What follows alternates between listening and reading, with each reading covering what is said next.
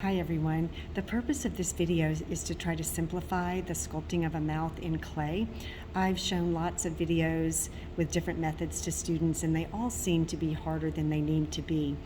The problem is generally the corners where the mouth wraps around the face and blends into the face at the corners rather than protruding off the face like a shelf.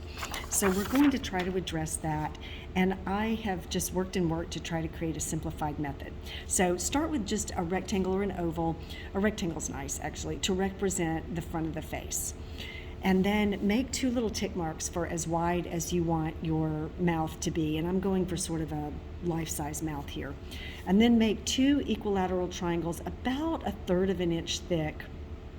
They don't have to be that thick on the corners. That are the same width as those tick marks, okay?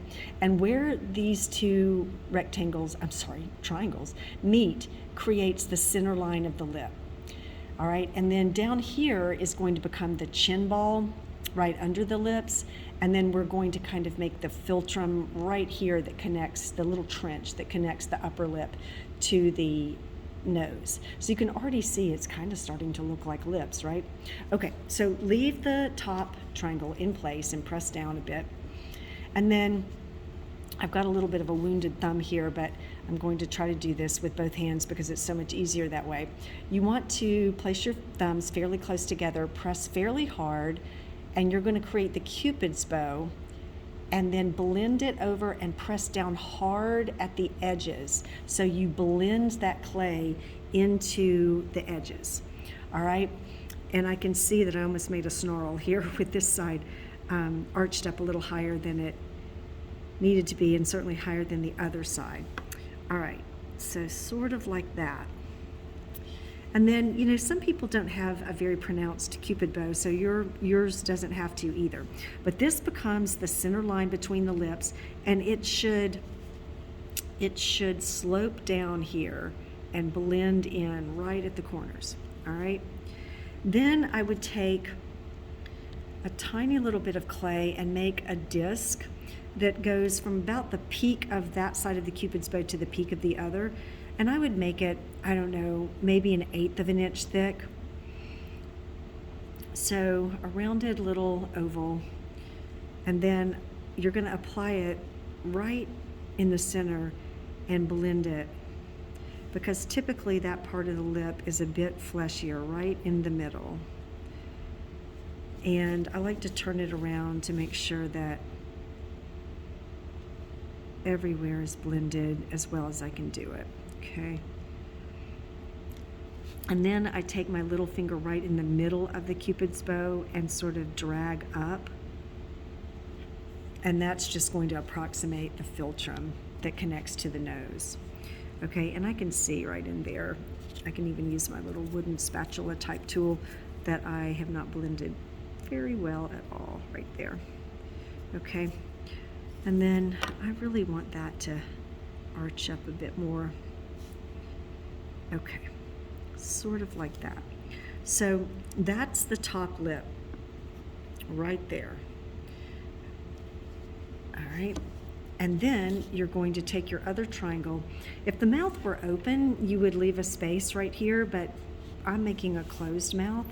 And so I'm just gonna press it right up to the bottom edge of the other triangle, and you can already see what's happening here. And this is not going to become a goatee or a beard or anything. It's going to become the chin ball. So I want to figure out about how deep I want my bottom lip to be, and I'm going to make it about the same depth as the top lip. I'm just going to press in pretty firmly and make an arc that comes up to the corners and stops a little shy of the width of the top lip. So this one stops here, this one stops over here, and here, and here. All right, and then I can tell that I need to come back with a little more pressure and sculpt that out a little bit more, okay? And then kind of pinching and pressing at the corners, because that's the problem area. And then this becomes the chin ball, so I'm just going to, this is just for demonstration, right? If it were a face, we would do more shaping of the face, but I'm just going to blend it in and kind of leave this area domed or raised. And I can even kind of dig in right there to sculpt out a little bit more of a dome like you would have on your chin, just beneath your lips. And actually that's pretty much it. But where we're going to see the problem, if there is one, is when we turn it on a profile. All right, so I'm going to go ahead and turn it, and I am pretty happy with that. But I can see, for instance, that I would want to blend right there. Right there. I've got a little bit of an odd camera angle I'm working with here. My setup is kind of makeshift. And then turn it to the other side, and we can see that that looks like we want it to look as well. So there's no shelf protruding out from here with these lips sitting on top of it. The lips are integrated into the face. So keep in mind that all of this edge over here wouldn't really be there. It would continue on as part of the head.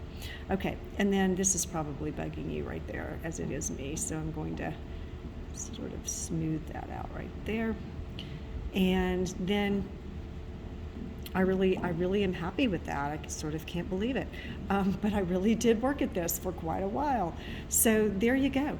And you know, you can stretch the mouth out, you can push it down, you can push it up to try to change the shape and expression of the mouth.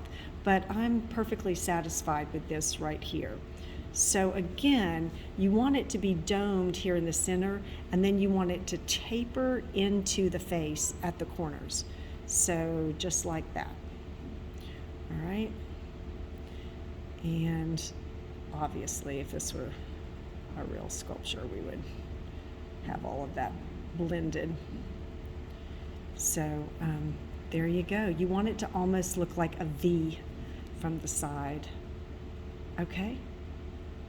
Thanks for watching.